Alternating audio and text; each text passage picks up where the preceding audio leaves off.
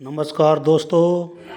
आज रावता श्याम मंदिर में स्वतंत्रता दिवस मनाया गया।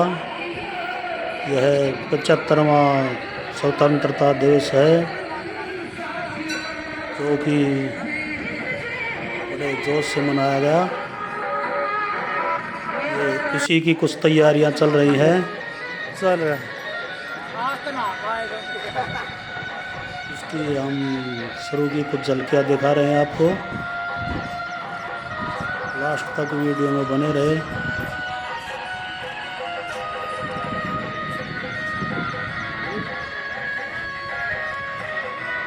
चारों तरफ मंदिर का सुंदर नज़ारा आप देख रहे हैं।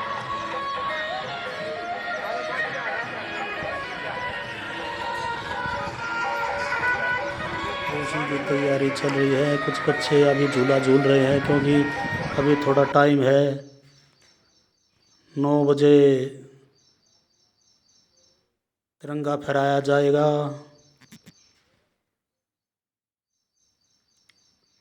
गांव से बड़े बड़े बुजुर्गगण बुलाए गए हैं। वे बाहर से भी कुछ अतिथि आए हुए हैं।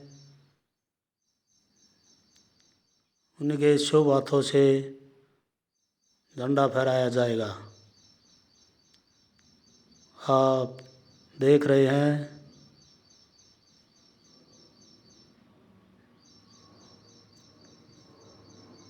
ये तकरीबन 60 फुट के करीब ऊंचा पोल है और 40 मीटर का तिरंगा जो कि बहुत बड़ा है। आप देख रहे हैं बुजुर्गगण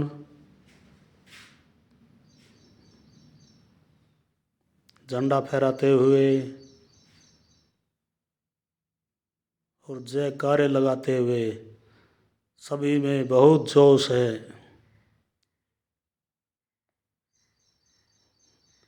आज बड़ी खुशी का दिन है।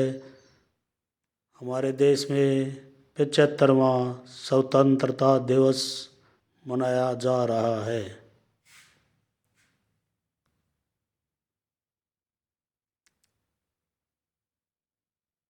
कितना शानदार नज़ारा है। तिरंगा बड़ी खूबसूरती से लहरा रहा है।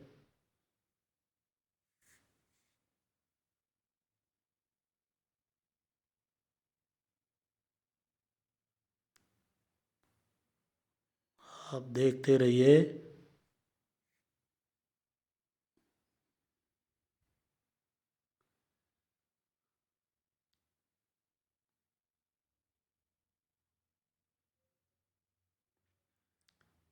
वीडियो को थोड़ा फास्ट करके दिखा रहा हूँ क्योंकि वीडियो बहुत लंबी हो जाएगी। रस्सी को पोल से बांधा जा रहा है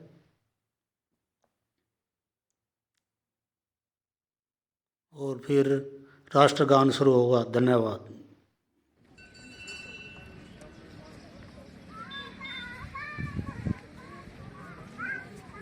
एक साथ राष्ट्रगान शुरू कर। जन गण मन अधिनायक जय हे भारत भाग्य विधाता। पंजाब सिंध गुजरात मराठा द्राविड़ उत्कल बंग। विंध्य हिमाचल यमुना गंगा उच्छल जलधि तरंग। तव शुभ नामे जागे तव शुभ आशीष मांगे। गाहे तव जय गाथा जन गण मंगलदायक जय हे भारत भाग्य विधाता। जय हे जय हे जय हे जय जय जय जय हे। भारत माता की जय। भारत माता की जय। भारत माता की जय।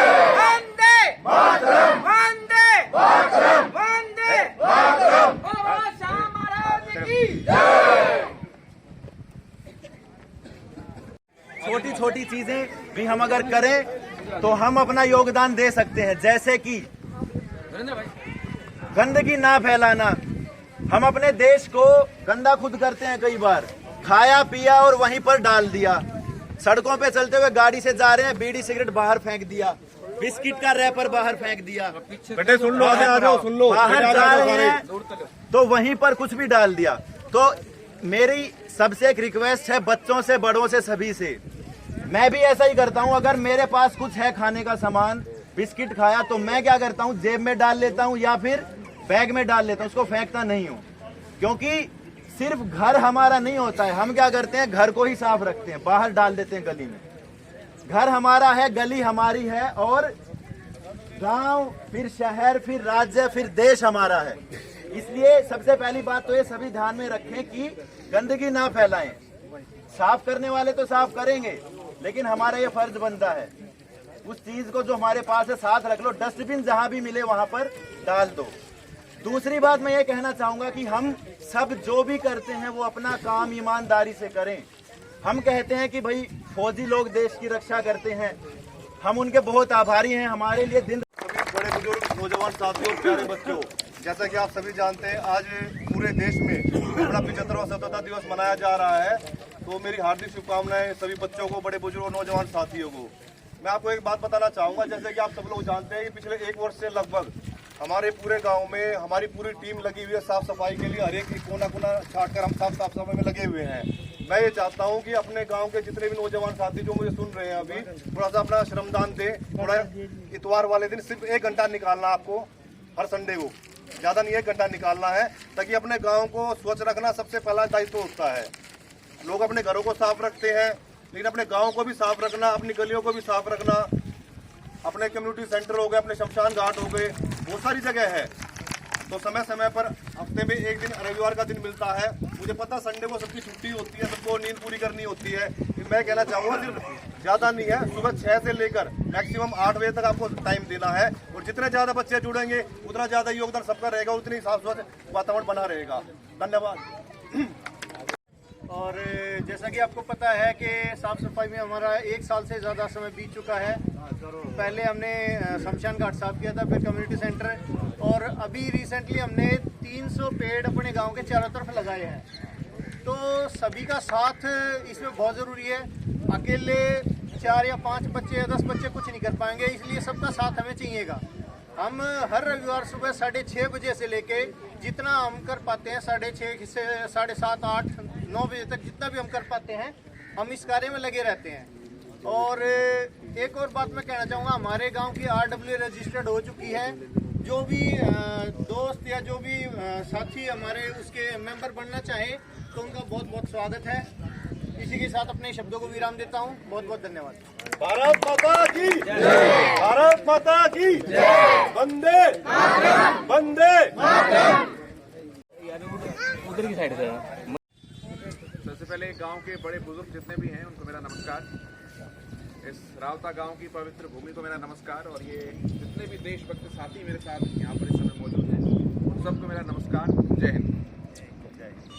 छोटे नन्हे मुन्ने सिपाही हमारे जो हैं, आज कौन सा साल है जब हम आज़ाद हुए हैं? कौन सा स्वतंत्रता दिवस है आज? 75वां। शाबाश। हम कब आज़ाद हुए थे? क्या बोलो? पाकिस्तान कहाँ से बना था? इंडिया। अच्छा, इंडिया और भारत में कोई अंतर है क्या? एक ही बात है। ठीक। तो जैसा कि आप सभी को ज्ञात है, आज हमारा 75वां स्वतंत्रता दिवस है। इसमें 2-4 मैं बातें रखूंगा, कोई बहुत ज्यादा लंबा चौड़ा विषय नहीं रखेंगे, क्योंकि देशभक्ति का अपना अपना महत्व है और हम सभी से जानते हैं।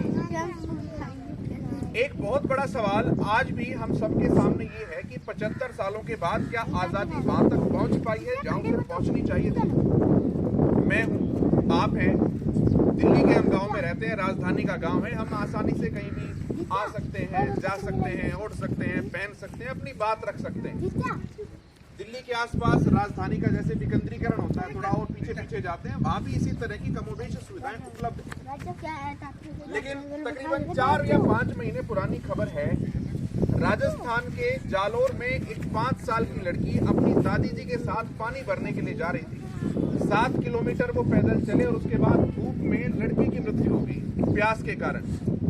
आप जब प्यासे होते हैं, जब आपको प्यास लगी है तो एक व्याकुलता को महसूस किया है कि आप लोगों ने मन में, है ना, एक कैसा अजीब सा हो जाता है अगर पानी ना मिले तो। सोचिए किसी को उस अवस्था में भी पानी ना मिले और पानी से ही उसकी जान चली जाए, तो फिर हमें सोचना पड़ता है कि आप 75 साल के बाद आजादी वहां पर पहुंची है जहां से पहुंचना चाहिए। हम और आप सुबह दोपहर शाम भरपेट खाना खाते हैं, वो हमें सब मिलता है जिसकी हमें जरूरत नहीं बल्कि इच्छा भी होती है। लेकिन भारत में आज भी बहुत बड़ी आबादी ऐसे है जिसे इच्छा तो छोड़िए जरूरत का ही कुछ नहीं मिल पाता।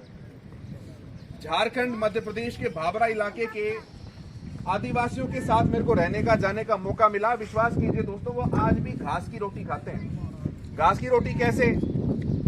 आधा किलो आटा और घर में 15 सदस्य हैं, कैसे खाएंगे? जो दूब घास होती है बाबूजी, उस दूब घास को पीसते हैं, उस आटे में मिलाते हैं और उस रोटी को खाते हैं। चींटियों को पीस कर उसकी चटनी बनाते हैं। वो आदिवासी है इसलिए उनका खाना पीना सब वैसे ही है। उनको कोई पूछे कि आज 15 अगस्त है, देश का प्रधानमंत्री कौन है, उसको इस बात से कोई मतलब होता ही नहीं है। उनके लिए उनका छोटा सा जंगल जो है वही देश है और उनका जो सरदार है, उनका जो प्रधान होता है, तीनों का सरदार, वही उनका प्रधानमंत्री है। लेकिन क्या हमारे देश के विकास में उन लोगों की कोई भागीदारी है? नहीं है। अपने व्यक्तिगत जरूरतों को पूरा करने के लिए वो रह रहे हैं, सम्माननीय है, हर चीज अच्छी है, लेकिन क्या उनकी कोई भागीदारी है? नहीं। ये मैंने आपको 1-1.5-2 उदाहरण दिए। ऐसे ही राजस्थान में पता नहीं कितने 200 किलोमीटर दूर जाकर के सड़कें वहां तक नहीं है, लेकिन वहां पर भी लोग ऐसे ही रह रहे हैं, गुजर बसर कर रहे हैं। उनके लिए उनकी जमीन है, थोड़ा बहुत राजस्थान है, भारत का उनसे कोई मतलब नहीं। अगर आपसे कोई पूछे कि आपके लिए सबसे पहला नंबर किसका आता है, रावता का, दिल्ली का या भारत का, तो आप क्या कहेंगे? रावता से कोई मतलब नहीं है या नहीं है? ये छोटे बच्चे बताएंगे। हैं? नाम बताओ अपना। पहले रावता है पहले भारत? पहले भारत। ऐसा क्यों? मनीष जी खड़े हो जाओ, ताली बजाओ मनीष जी के लिए एक बार पहले बताओ। मनीष जी पहले गांव या पहले देश? देश। क्यों? क्योंकि देश हमारा पहले और फिर रावता है। फिर रावता है। बहुत बढ़िया, बहुत अच्छी बात है। और कोई अच्छी बात? पहले देश। आपका क्या नाम है? मनीष जी के लिए भी तालियां बजाएं एक बार। पहले देश या पहले गांव? क्यों? क्योंकि गांव से पहले देश आता है। गांव से पहले देश आता है। देश के अंदर हमारा गांव। देश के अंदर हमारा गांव। बहुत अच्छी बात है, बहुत सुंदर, तालियां बजाइए। ये हकीकत बात है कि किसी भी देश का रास्ता है ना, उसके गांवों से होकर गुजरता है। मैं बहुत महत्वपूर्ण बात आपके बीच में यहाँ पे रखना चाहता हूँ। अगर सामान्य तरीके से पूछी जाए, हम क्लास में एक बार, आज से होगी 7-8 पुरानी बात, शहरों की कुछ लड़कियां थी, वो कहती गांव वाले गवार होते हैं, गांव वालों में किसी चीज की अकल नहीं होती है और वो बिल्कुल कोई योगदान नहीं होता किसी भी तरीके से। देश अगर बनेगा तो शहरों से बनेगा। आपको पता है कि गांव कहते किसे हैं? अगर कोई आपसे परिभाषा पूछे, मेरे दोस्तों से जो भी बताना चाहे बता सकता है कि गांव किसे कहते हैं। कोई बताएगा? अगर एक गांव रावता है तो एक गांव रावता क्यों? हालांकि दिल्ली के गांव कोई गांव है नहीं, लेकिन फिर भी भारत के संविधान के अनुसार अगर किसी भी स्थान की 75% से ज्यादा आबादी प्राइमरी सेक्टर पर, यानी कि मोटा माटी कहे तो कृषि पर अगर आधारित है, तो उस स्थान को गांव कहा जाता है। और हमारा पूरा जो इलाका है वो कृषि प्रधान इलाका है, इसलिए हमारे ये गांव है। लेकिन धीरे धीरे क्या है, हमारे गांव की जो पहचान है वो बिल्कुल गुम होती चली जा रही है। हमारा नमस्ते है, हमारी बोलचाल है, थोड़ा बहुत रुतबा है, वो हमारे ग्रामीण इलाके में ही है। जैसे ही हम द्वारका को पार करते हैं, मेरे नौजवान साथी है, आप नॉर्थ कैंपस साउथ कैंपस में जाते हैं, आपकी कोई आइडेंटिटी नहीं है वहां पर। 13% दिल्ली का मूल बाशिंदा, जिसकी एग्रीकल्चर लैंड के ऊपर पूरी दिल्ली बसी हुई है, उसकी कोई आइडेंटिटी नहीं है। बिहार, झारखंड, यूपी से आया हुआ एक अफसर कुर्सी पर चौकड़ी मारकर उससे कहता है, हाँ भाई आप बेसिकली कहां से हो? और हम कहते हैं हम बेसिकली दिल्ली से हैं। तो वो कहता है कि दिल्ली का कोई कैसे हो सकता है, दिल्ली तो सराय है, दिल्ली में तो कोई आया और कोई बस गया। जब वो ऐसा कहता है तो मन में कील की तरह चुभती है ये बात कि हम दिल्ली के मूल बाशिंदे होने के बावजूद भी दूसरे को ये एहसास नहीं करा सकते कि तुम हमारी जमीन पर, तुम हमारे इलाके में हो, हम यहाँ के असल मालिक हैं। दिल्ली देश की राजधानी है, कोई भी यहाँ आए अपना काम करे, स्वागत योग्य है। लेकिन दुख होता है जब 4 मेरे बिहार के साथी पान खा करके वहां पर थूक देते हैं और हम उनको ये नहीं कह सकते कि ये हमारा इस जगह है, आप इसे थूक दें। हम उसे टोकते हैं कि आप यहाँ क्यों थूक रहे हैं। वो कहता है आपको क्या मतलब है इस बात से, मैं आपके घर को थोड़ी ना गंदा कर रहा हूँ।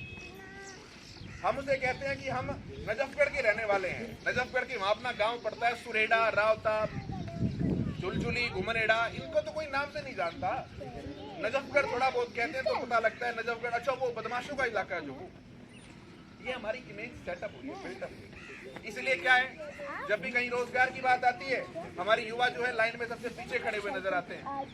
जब भी कोई नए मौके की बात आती है तो हमारे यूपी बिहार बाहर से आए हुए साथी जो हैं वो सब कुछ आगे आगे ले जाते हैं। क्यों? क्योंकि अफसर उनके हैं, नौकरशाही उनकी है, व्यवस्था उनकी है। हम रहते हैं तो केवल इंतजार में कि काश हमारे पास भी कोई आए। यहाँ पर कुछ चाय पानी का इंतजाम किया गया है।